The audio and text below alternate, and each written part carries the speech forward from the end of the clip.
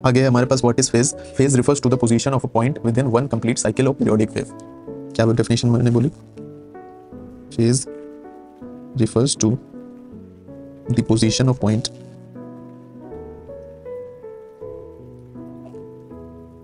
within one complete cycle of periodic wave.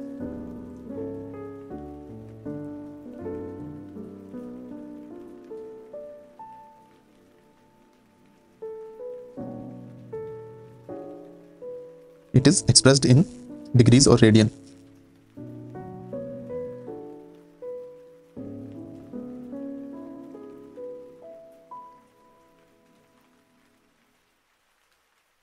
It indicates how along the wave it is in the oscillation at the particular time.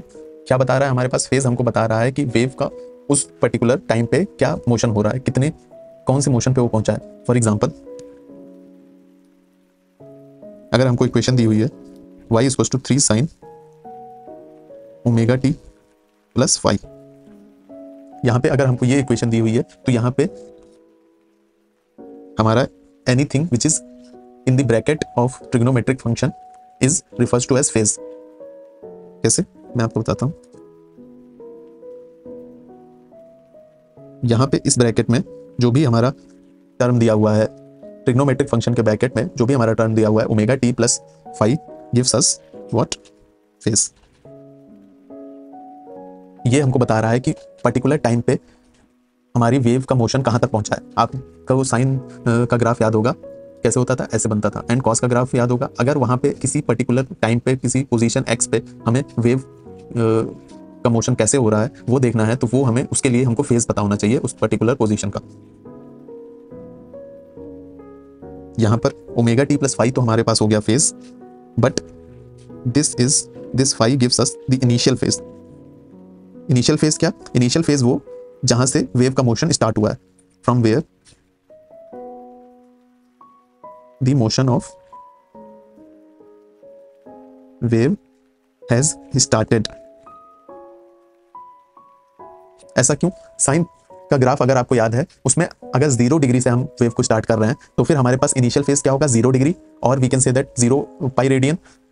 अगर वही graph अगर हम 90 degree से start करें, sign का graph के अगर हम लोग 90 से स्टार्ट करेंगे तो हमारा इनिशियल फेज क्या हो जाएगा? 90 डिग्री और पाई बाई 2। अगर 180 से वही ग्राफ हम लोग स्टार्ट करें then we can say that initial phase is equals to पाई और 180 डिग्री। और फिर फाइनल फेज हमें कौन सा देगा? क्या देगा? ओमेगा टी प्लस पाई वाला टर्म हमें फाइनल फेज देगा। यहां पे जो 3 होता है, this 3 gives us the amplitude of the equation।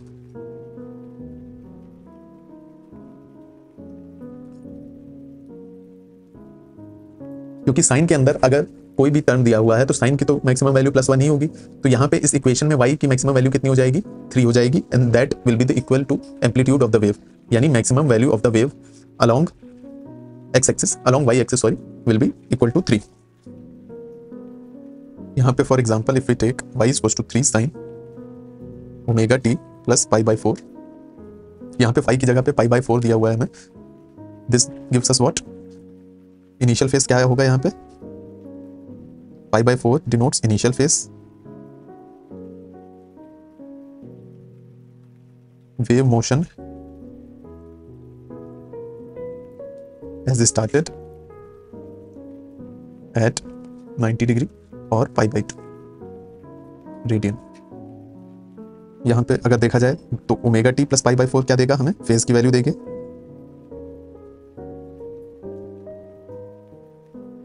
And omega T क्या देगा हमें?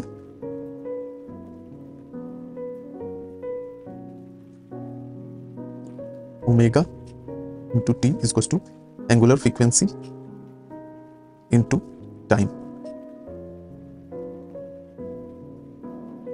ओमेगा टी हमको क्या डिनोट कर रहा है? How far has the wave progressed.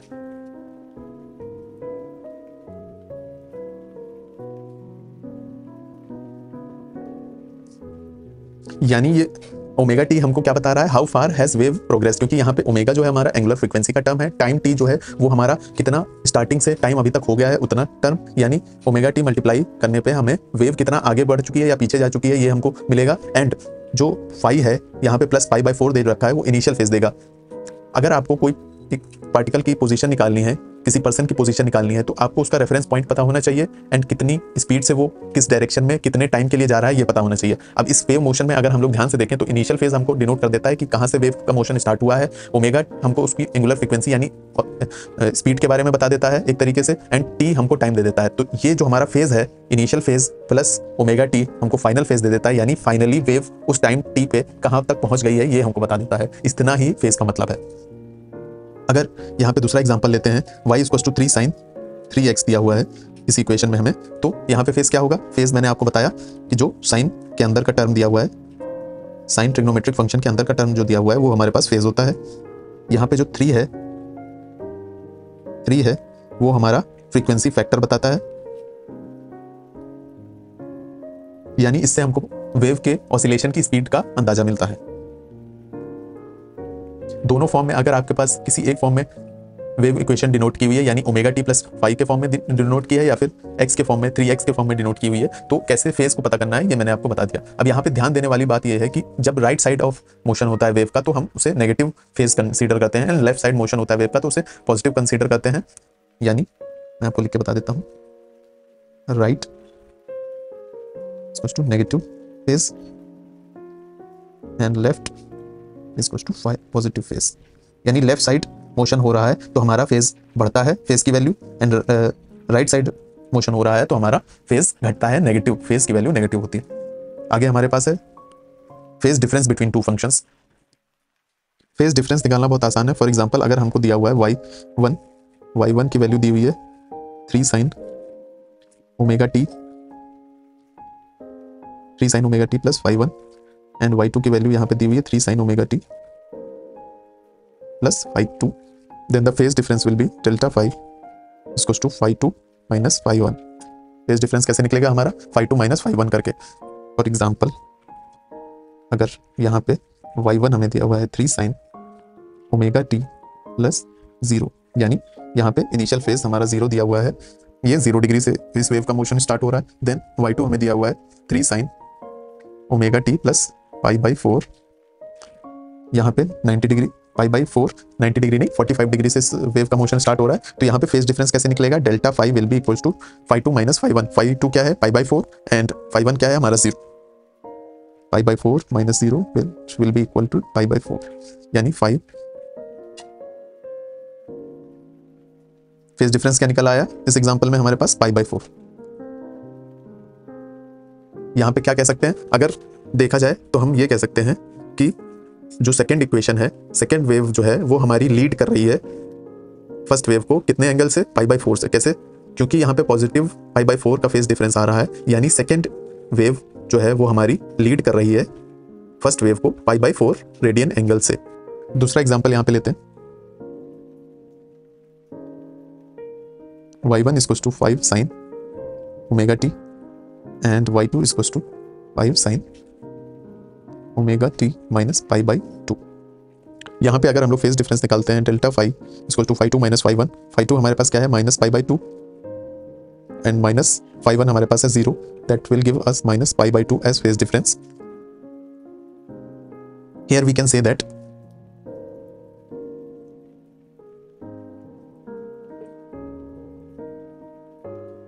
Wave 2 is behind wave 1।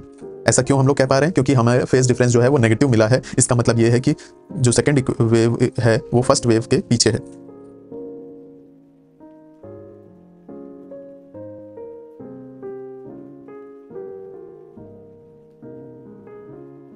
पहले वाले एग्जांपल में हम क्या कह सकते थे?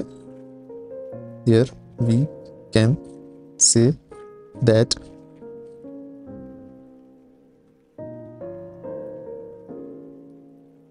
is leading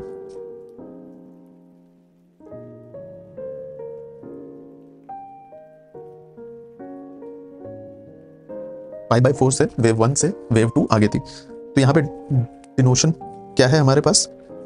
इफ पॉजिटिव, फिर से लिखता हूं मैं, if positive phase difference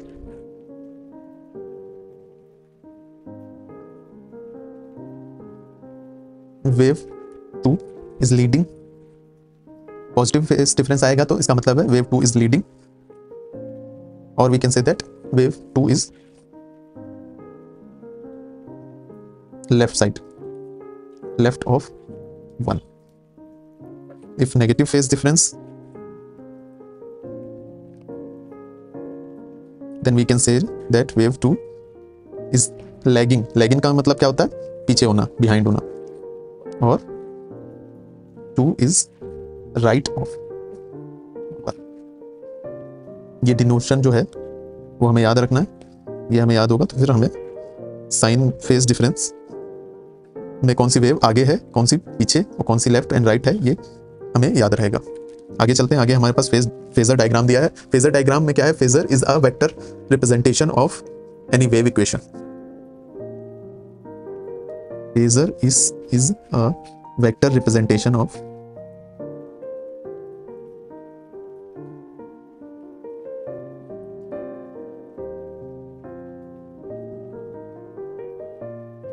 phasor का डेफिनेशन क्या लिख लिया हमने? Phasor is a vector representation of any wave equation. अगर हम लोग यहाँ पे r sin थीटा को x एक्सिस पे मानते हैं, फेजर वेक्टर क्या होता है? वेक्टर हम लोग आगे चैप्टर में पढ़ेंगे, बट यहाँ पे आप बस इतना समझ लीजिए कि phasor is a vector representation of any equation. कैसे होती है रिप्रेजेंटेशन? अगर हम किसी इक्वेशन को y equals to 3 sin theta को अगर हम लोग x एक्सिस पे मानते हैं तो y equals to 3 sin theta plus 5, यानी किसी ऐसी इक्वेशन को जिसके पास इनिशियल फेज है उसको कैसे रिप्रेजेंट करेंगे? उसको हम लोग रिप्रेजेंट करेंगे with an angle of 5 initial phase with x axis. x axis पे हम लोगों ने 3 sin थीटा को माना था, या any equation a sin theta, a sin omega t, कुछ भी अगर हम लोग x एक्सिस पे मान रहे हैं तो a sin omega t plus 5 को हम लोग कैसे रिप्रेजेंट करेंगे? a sin ओमेगा t को पॉजिटिव 5 एंगल बनाते हुए यहाँ पे रिप्रेजेंट करेंगे. फॉर एग्जाम्पल यहाँ पे अगर आप देख सकते हैं, यहाँ पे x एक्सिस पे हम मानेंगे y equals to r sin omega t, and इसको अगर रेड वेक्टर को हम लोग डिनोट करें तो कैसे लिखेंगे?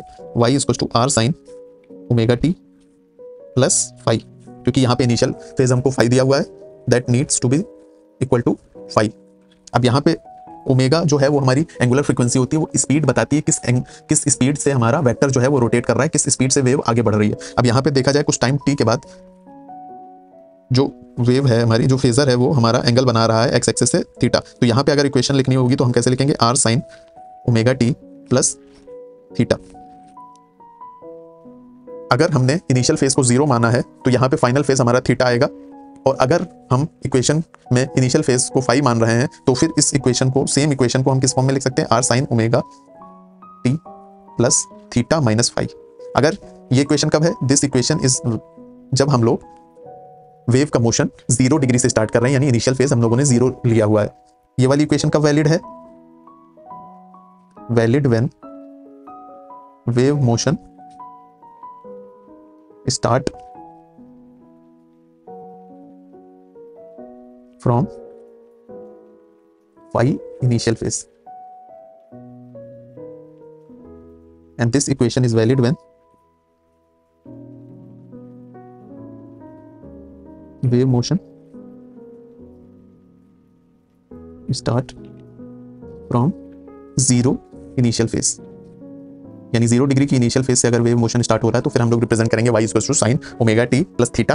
अगर यहाँ पे इक्वेशन हमारा इनिशियल फेज 5 है तो हम लोग कैसे रिप्रेजेंट करेंगे? y equals to r sin theta omega t, r sin omega t plus theta minus 5. यहाँ पे आगे चलते हैं. यहाँ पे 15 इक्वेशंस दी हुई हैं, सबको हम लोगों को फेजर डायग्राम सबके बनाने हैं. आप ये एग्जाम्पल प्रैक्टिस करते हैं. एग्जाम्पल प्रैक्टिस के बाद आपको फेजर डायग्राम से रिलेटेड कोई भी डाउट नहीं बचेगा. पहला हमारे वो इक्वेशन दी हुई है, फर्स्ट इक्वेशन लिखते हैं y1 equals to sine omega T. Simple equation दी हुई है. नोटेशन क्या मान के चलेंगे? साइन ओमेगा टी को हम लोग x एक्सिस पे मान के चलेंगे, एंड कॉस ओमेगा टी को हम लोग कैसे मानेंगे? y एक्सिस पे मानना पड़ेगा. क्यों मानना पड़ेगा? क्योंकि cos omega T is always equals to sine omega T plus π/4. Sine omega T से π/4 एंगल आगे रहता है हमेशा कॉस ओमेगा टी. कैसे? आपको ग्राफ अगर याद है sign omega T and cos theta का, तो जब स्टार्टिंग होती है तो साइन जो है वो हमारा 0 से स्टार्ट करता है, बट कॉस जो है वो हमारा 90 से स्टार्ट करता है. इसीलिए यहाँ पे फर्स्ट को डिनोट करें, साइन ओमेगा टी को अगर हम लोग डिनोट करेंगे तो हमारे पास कैसे होगा? Sine omega t y equals to sine omega t along x axis. यहाँ पे आप ध्यान दें एम्पलीट्यूड की वैल्यू क्या आ रही है, एम्पलीट्यूड की वैल्यू 1 आ रही है, क्योंकि साइन ओमेगा टी से मल्टीप्लाई जो हो रहा है उसकी वैल्यू कुछ नहीं है, यहाँ पे 1 है, 1 के बराबर है, कोई कांस्टेंट और दिया नहीं हुआ है। y2 को हम लोग देखें तो दिया हुआ है cos ओमेगा टी। यहाँ पे अभी मैंने आपको समझाया कि फेजर में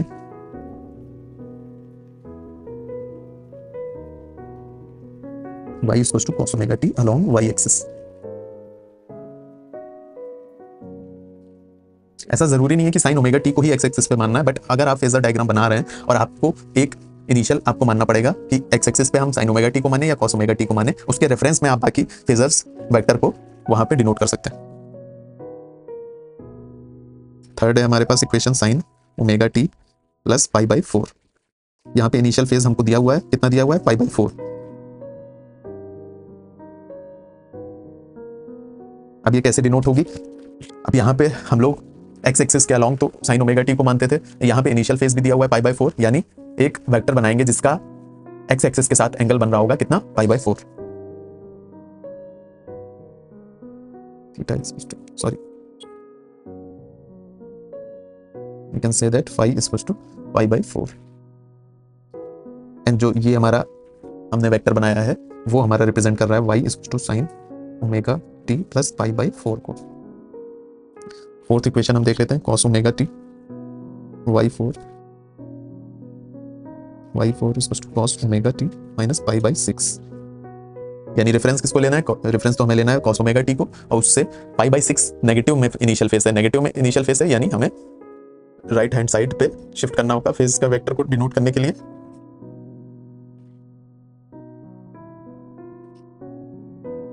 अगर इसको हम लोग y एक्सिस के अलोंग cos ओमेगा t को मान रहे हैं तो ये हमारे पास हो जाएगा, ये वेक्टर हमारा हो गया y is equal to cos omega t minus pi by 6। इसको पाई बाई 6 हम लोग लिख सकते हैं। अब दूसरा एंगल अगर यहाँ पे ध्यान से देखें तो दूसरा एंगल क्या होगा, एक एंगल तो cos ओमेगा t से हमारा बन रहा है पाई बाई 6, अगर साइन ओमेगा t से हम इसको कंपेयर करें तो क्या आएगा, हमारे पास 90 डिग्री है साइन ओमेगा t और cos ओमेगा t के बीच का एंगल, तो यहाँ पे क्या होगा 90 माइनस पाई बाई 6 करेंगे, पाई बाई 6 क्या होता था 30 डिग्री, यानी यहाँ पे आएगा 60 डिग्री के बराबर, ये पाई बाई 3 के बराबर आ जाएगा। यानी एक तरीके से हम लोग लिख सकते हैं y4 को cos omega t minus pi by 6, इसी सेम इक्वेशन को हम लोग साइन के फॉर्म में लिख सकते हैं sine omega t plus pi by 3। यहाँ पे साइन ओमेगा टी में फेज जो है इनिशियल फेज वो पाई बाई 3 पॉजिटिव में क्यों आ रहा है, क्योंकि वो साइन के एंटी क्लॉकवाइज मोशन करने पे आ रहा है, या लेफ्ट साइड कह सकते हैं मोशन करने पे आ रहा है। वहीं पे cos ओमेगा टी से इनिशियल फेज नेगेटिव क्यों आ रहा है, क्योंकि वो राइट साइड मोशन करने पे आ रहा है या फिर क्लॉकवाइज मोशन करने पे आ रहा है। These both equation are same, cos omega T minus pi by 6 is equal to sine omega T plus pi by 3। Fifth equation को हम लोग देखते हैं, फिफ्थ क्या दिया हुआ है, y5 is equal to 2 sine omega T plus pi by 3।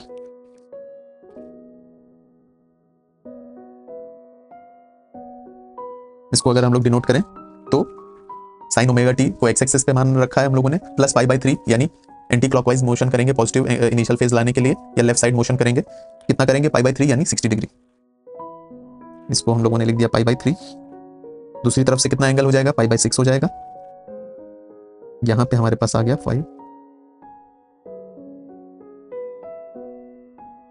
2 sine omega T plus pi by 3। अब ये 2 को कैसे हम लोग डिनोट कर सकते हैं, इसका एग्जांपल मैं आपको बता रहा हूं। वेक्टर जो है, वेक्टर क्वांटिटी को डिनोट करने के लिए, उसमें एम्पलीट्यूड या मैग्नीट्यूड डिनोट करने के लिए अगर 1 की वैल्यू हमने इतनी यूनिट रखी है, इसके बराबर रखी है, इस वेक्टर के बराबर रखी है, तो फिर हमें 2 जब होगा 1 साइन ओमेगा टी की वैल्यू हमें इतनी डिनोट की है, तो 2 साइन ओमेगा टी की वैल्यू डिनोट करने के लिए हमको इसका डबल लाइन बनानी पड़ेगी। यानी अगर साइन ओमेगा टी प्लस दूसरी इक्वेशन 2 साइन ओमेगा टी अगर हम डिनोट कर रहे हैं तो उसमें 2 साइन ओमेगा टी का जो लेंथ होगी वो साइन ओमेगा टी से डबल होनी चाहिए, ताकि आप एम्पलीट्यूड भी वेक्टर में डिनोट कर सकें।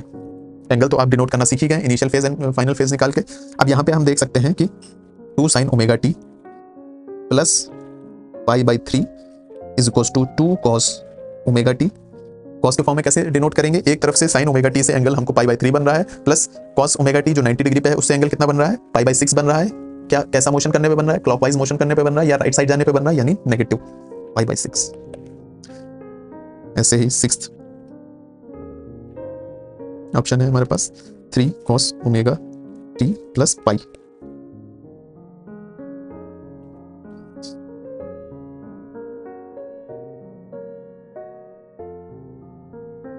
अब यहाँ पे हम लोग देखें, अगर ये साइन ओमेगा टी था एक्स एक्सिस के अलाउंग एंड वाई एक्सिस के अलाउंग क्या था हमारा कॉस ओमेगा टी था। अब इसमें सिक्स्थ इक्वेशन हमें दी हुई है 3 कॉस ओमेगा टी प्लस पाई, यानी कॉस ओमेगा टी से पाई एंगल ज्यादा होना चाहिए, प्लस पाई दिया हुआ है। और पाई रेडियन एंगल किसके बराबर होता है 180 डिग्री के बराबर, यानी कॉस ओमेगा टी अगर हम ऐसे डिनोट कर रहे हैं ऊपर वाई एक्सिस के along, then cos omega T plus pi हम उसके एग्जैक्टली अपोजिट डिनोट करेंगे।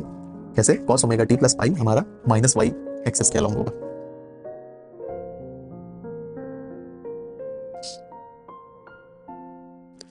इसको साइन के फॉर्म में अगर हम लोग डिनोट करना चाहें तो कैसे करेंगे? कॉस से तो पाई एंगल बन रहा है और साइन हमारा है एक्स एक्सिस के अलोंग। अगर नेगेटिव वाई एक्सिस को देखें तो एक्स एक्सिस से कितना एंगल बनाती है 90 डिग्री बनाती है, पाई/2 एंगल बनाती है। और कौन से मोशन करने पे? क्लॉकवाइज मोशन करने पे, यानी नेगेटिव, यानी equals to 3 sine omega T minus पाई/2। यहाँ पे कई सारे इक्वेशंस और दी हुई हैं, 2 इक्वेशन मैं और सॉल्व कर देता हूँ आपके लिए, बाकी इक्वेशन आपके लिए होमवर्क होंगी। यहाँ पे y9 सॉल्व करते हैं एंड एक नेगेटिव इक्वेशन भी सॉल्व कर लेते हैं। कौन सी सॉल्व करें? चलिए ये वाली सॉल्व कर लेते हैं, y30। y9 पे क्या दिया हुआ है हमारे पास? y9 है इक्वेशन हमारे पास 5 sine omega T plus 90 degree, 5 sine omega T plus 90 degree.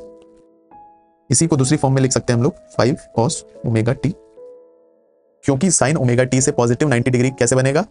Anti clockwise motion करने पे बनेगा, लेफ्ट साइड जाने पे बनेगा, and that will be equal to 5 cos omega t.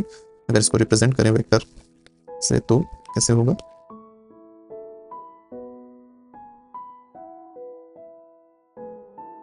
y axis के along y9 equals to 5 cos omega t. ये तो आसान था काफी। y13 में सॉल्व करके बताता हूँ, उससे पहले एक y11 भी कर लेते हैं। चलिए y11 क्या है हमारे पास? Minus equals to minus sine omega T. Positive sine omega T हम लोग अलोंग पॉजिटिव एक्स एक्सिस से डिनोट करते थे, तो नेगेटिव साइन ओमेगा टी कैसे डिनोट करेंगे? पॉजिटिव एक्स एक्सिस के अलोंग हमारा होता था sine omega T and negative X axis के तो अलोंग होगा हमारा माइनस साइन ओमेगा टी। अच्छा, इसको कॉस के फॉर्म में कैसे लिख सकते हैं? जो साइन ओमेगा टी के एग्जैक्टली अपोजिट आ रहा है माइनस साइन ओमेगा टी, इसको कॉस के फॉर्म में अगर देखें तो कितना एंगल बन रहा है कॉस ओमेगा टी से? 90 डिग्री बन रहा है, यानी पाई/2 बन रहा है। तो फिर cos minus sine omega t को हम लोग कॉस ओमेगा टी प्लस पाई/2 के फॉर्म में भी लिख सकते हैं। अगर इसको पॉजिटिव साइन के फॉर्म में हम लोग कन्वर्ट करके देखें तो कैसे लिखेंगे? साइन ओमेगा टी से कितना एंगल बन रहा है?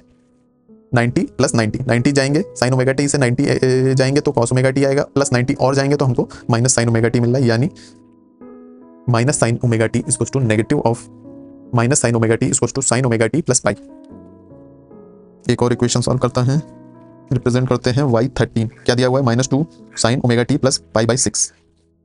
y13 हमारा इक्वेशन है -2 साइन ओमेगा टी प्लस पाई/6। चलिए यहाँ पे माइनस बना लेते हैं हम कार्टेशियन प्लेन।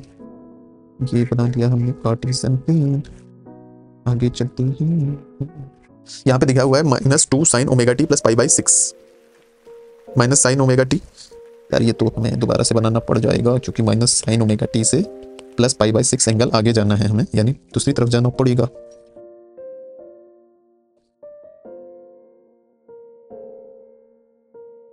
ये बन गया sign.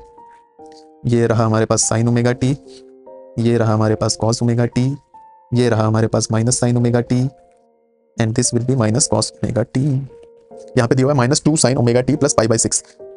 Sign minus sine omega T से कितना एंगल आगे जाना है?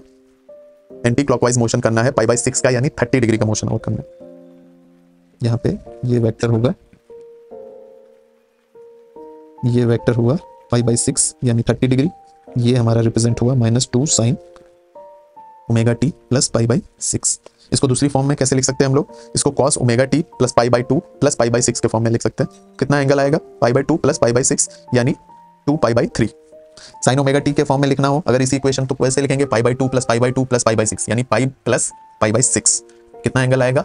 210 डिग्री आएगा हमारे पास एंगल। उसको रेडियन फॉर्म में भी लिख सकते हैं, यानी फेजर को हम लोग किसी भी साइन या कॉस की इक्वेशन के फॉर्म में इंटर कन्वर्ट करके उस इक्वेशन को लिख सकते हैं। बाकी जितने बच गए हैं वो आप खुद ट्राई करिए रफ कॉपी में बनाने का। इतने सारे एग्जांपल मैंने करा दिए हैं, मुझे नहीं लगता अब डाउट होना चाहिए आपके पास। एम्पलीट्यूड कैसे रिप्रेजेंट करते थे? The length of the line से हम एम्पलीट्यूड रिप्रेजेंट करते थे, यानी साइन ओमेगा टी की लेंथ अगर इतनी है तो फिर 2 साइन ओमेगा टी की लेंथ 2 टाइम्स इतने से रिप्रेजेंट करेंगे। आगे हमारे पास क्वेश्चंस हैं, क्वेश्चंस बाद में सॉल्व करेंगे। पहले मैं आपको जितने भी ये 15 इक्वेशन थी उनके एनिमेशन दिखा देता हूँ। यहाँ पे आप देख सकते हैं साइन ओमेगा टी को एक्स एक्सिस पे लिखा, कॉस ओमेगा टी को वाई एक्सिस पे लिखा, देन y3 को कैसे रिप्रेजेंट किया, sine omega T plus pi by 4, cos omega T minus pi by 6 कैसे रिप्रेजेंट किया, 2 sine omega T plus pi by, यहाँ पे 2 sine omega T plus pi by 3, यहाँ पे 3 cos omega T plus pi, and then y7 equals to 5 sine omega t. आप यहाँ पे ध्यान से देख सकते हैं कि एम्पलीट्यूड जब 5 साइन ओमेगा टी है, 5 हो रहा है, तो उसको हम लोगों ने उसकी लेंथ को बढ़ा के डिनोट किया है। यहाँ पे एक्स एक्सिस पे आप मार्केशंस देख सकते हैं 0, 2, 4 एंड 6। 4 एंड 6 के बीच में हम लोगों ने एम्पलीट्यूड 5 को रिप्रेजेंट किया है। एम्पलीट्यूड रिप्रेजेंट किया लेंथ से, डायरेक्शन रिप्रेजेंट किया साइन ओमेगा टी के अलॉन्ग ही बना के। आगे है हमारे पास y8 है 5 कॉस ओमेगा टी, इसकी भी एम्पलीट्यूड बढ़ गई है। Then y9 5 sine omega T plus pi by 2, 4 cos omega T minus pi by 2, y11 minus sine omega T, यहाँ पे एम्पलीट्यूड 1 है तो फिर लेंथ भी आप देख सकते हैं छोटी है। y3 हमारा -2 sine omega T plus pi by 6, -3 cos omega T minus pi by 4। यहाँ पे एट लास्ट हमको y15 मिल गया। एंड ये डायग्राम में सारे 15 वेक्टर्स हमको डिनोट किए हुए हैं, यहाँ पे आप देख सकते हैं। This diagram denotes all the 15 phasors for 15 equations. Okay, now हमने क्वेश्चंस की तरफ आगे बढ़ना है। कॉन्सेप्ट्स ऑलमोस्ट सारे सीख लिए हैं, अब क्वेश्चन सॉल्व करते हैं, आगे बढ़ते हैं। क्वेश्चन है हमारे पास question number 4, 2 waves y1 equals to sine omega T and y2 equals to sine omega T plus pi by 4 have a phase difference of, इसमें फेज डिफरेंस निकालना है। बहुत ही आसान है अब हमारे लिए। क्या इक्वेशन दो दी हुई है, y1 equals to sine omega t, इसमें phi1 हमारे पास क्या आ गया 0, क्योंकि इनिशियल फेज यहाँ पे 0 दिया हुआ है। y2 equals to sine omega T plus pi by 4, यहाँ पे phi2 की वैल्यू क्या आ गई हमारे पास पाई बाई 4, यहाँ पे इनिशियल फेज दिया हुआ है पाई बाई 4।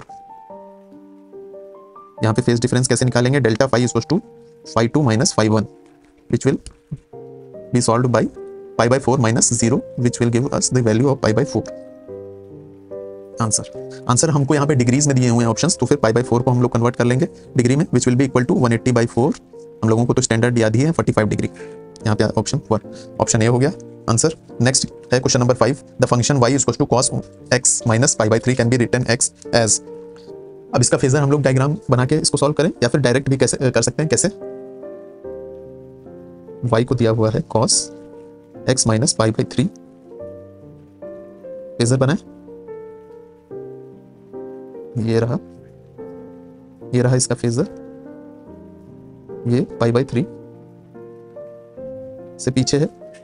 माइनस पाई बाई 3 का मतलब क्या है, क्लॉकवाइज मोशन या राइट साइड में एंगल बनेगा। cos omega T cos x हमारा इधर है, sin x हमारा x एक्सिस के अलॉन्ग है। तो साइन के फॉर्म में अगर हम लोग इसको लिखना हो तो इसको कैसे लिखेंगे, sin x 90 minus pi by 3, इसको कैसे लिख सकते हैं, y equals to sine x plus 90 minus pi by 3।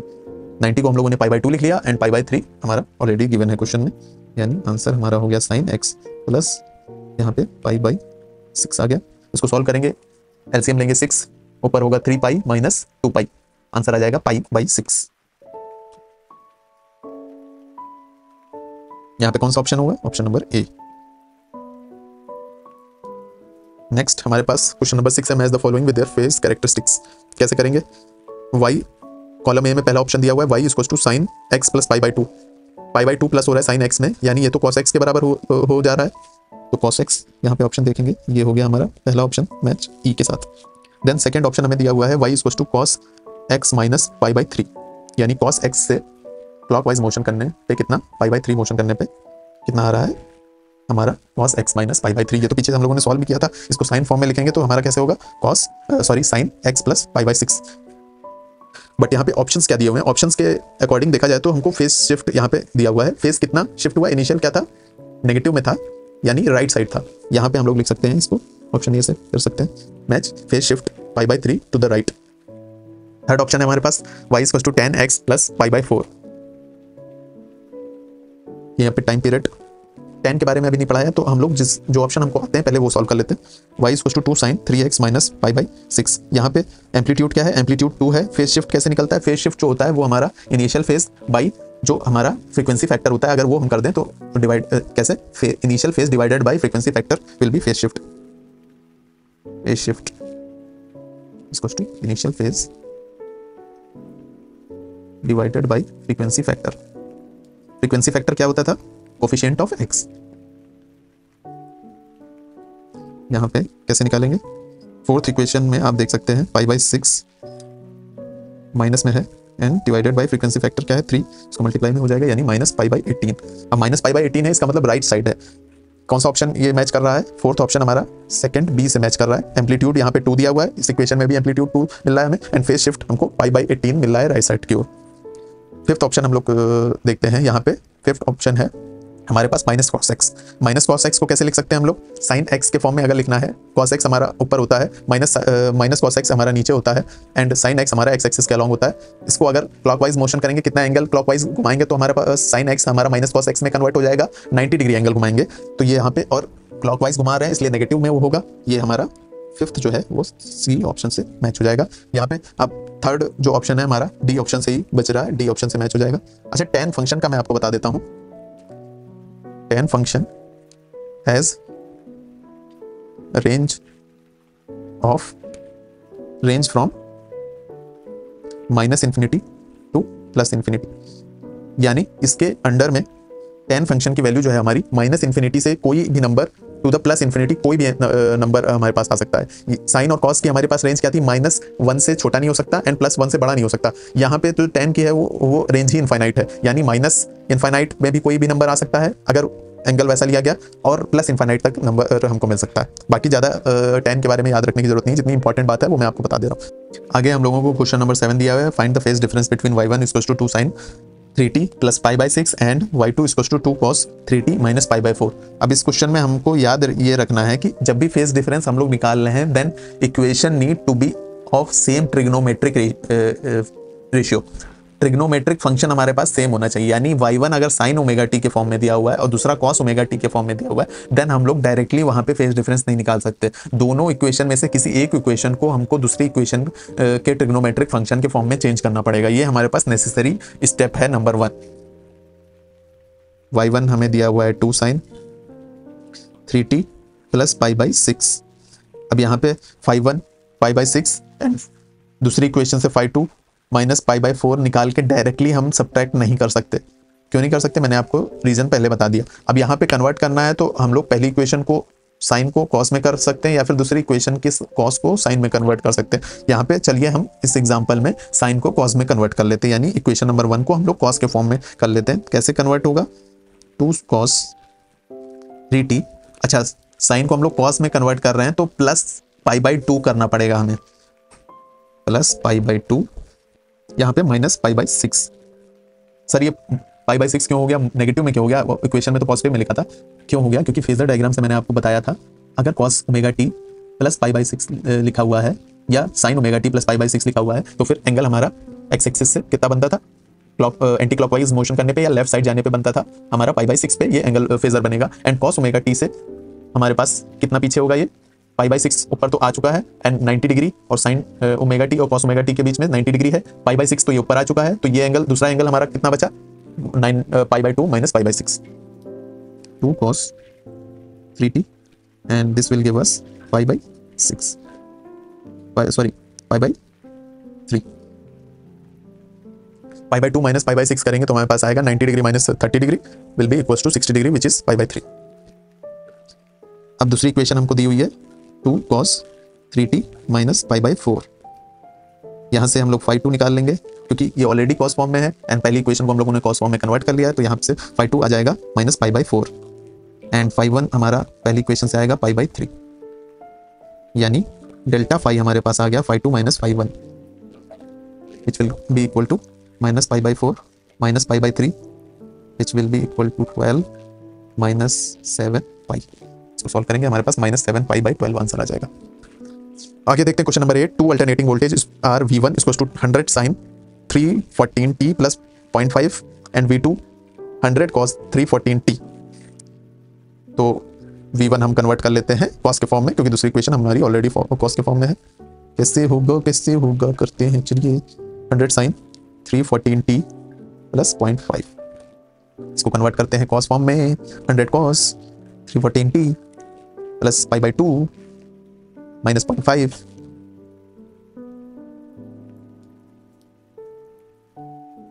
V2 हमारा ऑलरेडी 100 cos 314t के फॉर्मेट में है,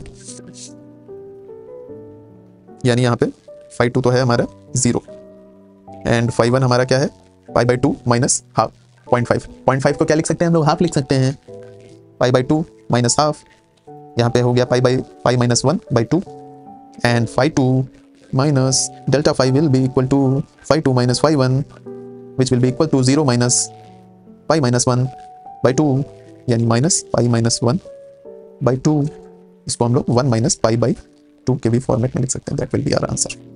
आगे चलते हैं, क्वेश्चन नंबर 9 दिया हुआ है, find the phase difference between y1 equals to sin 40 plus pi by 7 and y2 equals to sin 40 minus pi by 7। Oh, दोनों इक्वेशन साइन के ही फॉर्मेट में दी हुई है इसमें, तो फिर कैसे सॉल्व करेंगे, हमको चेंज भी नहीं करना, डायरेक्टली phi1 phi2 लिखेंगे एंड डेल्टा phi निकाल देंगे। phi1 equal to pi by 7 pi by 7 from y1, phi2 equals to minus pi by 7 from y1 and delta phi will be phi2 minus phi1 minus pi by 7 minus pi by 7 equals to minus 2 pi by 7। Answer आ गया हमारा minus 2 pi by 7। Question number 10, what is the phase difference between y equals to 3 sin x and y equals to 5 sin x? जल्दी से निकालिए, मैं नहीं निकालूंगा। y equals to sin 3x and y equals to sin 5x, आप निकालिए जल्दी से। फेज डिफरेंस आपका आ गया होगा 0, बहुत ही तेजी में फ्लैश की रफ्तार से आपने आंसर दे दिया है 0, और इसी के साथ आप कह सकते हैं खुद को अरविंद केजरीवाल जी के भाषण में हम गधे हैं। क्यों भाई? क्योंकि हमने आंसर दिया है 0, क्योंकि हमने फेज डिफरेंस निकाल दिया है 0, जबकि दोनों की फ्रीक्वेंसी ही सेम नहीं है। This is not equal to 0, answer is wrong. कैसे?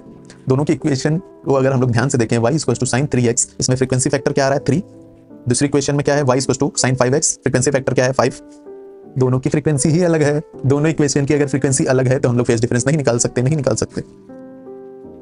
समझ गए? चलिए, फेज डिफरेंस का टॉपिक समापन की ओर जा रहा है। एक लास्ट क्वेश्चन है अभी, यहाँ पे 2 कॉलम है, मैच द फॉलोइंग दिया हुआ है। y पहला ऑप्शन है, y जल्दी से करते हैं, y equals to sin x plus pi by 2, यानी ये तो cos x के बराबर हो गया, sin x में पाई बाई 2 मिला दिया तो cos x के बराबर हो गया। सेकंड है, y equals to cos x minus pi by 3, यानी cos x से क्लॉकवाइज मोशन कर रहा है माइनस पाई बाई 3, यानी 60 डिग्री cos से दूरी लाने पे हमारे पास ये फेजर बन जाएगा। नेगेटिव में शिफ्ट हुआ है, यानी राइट शिफ्ट हुआ है, तो ये हमारा सेकंड ऑप्शन से मैच हो जाएगा। सी है माइनस cos x, इसको कैसे हम लोग कर सकते हैं, same as cos plus pi, cos x plus pi. cos होता था पॉजिटिव y एक्सिस के अलाउंग, माइनस cos x होता था नेगेटिव एक्सिस के अलाउंग, नेगेटिव y एक्सिस के अलाउंग, यानी cos x में पाई एंगल जोड़ेंगे तो माइनस cos x बन जाएगा। ये ऑप्शन मिल गया। डी ऑप्शन तो थर्ड ही होगा। कैसे होगा, हम देख सकते हैं y equals to 2 sin 3x minus pi by 6, amplitude 2 है, शिफ्ट कितना है, शिफ्ट में बता दे रहा हूं आपको, initial phase by divided by frequency factor, हमारे पास माइनस पाई बाई 18 यानी राइट साइड शिफ्ट, आंसर आ गया हमारा।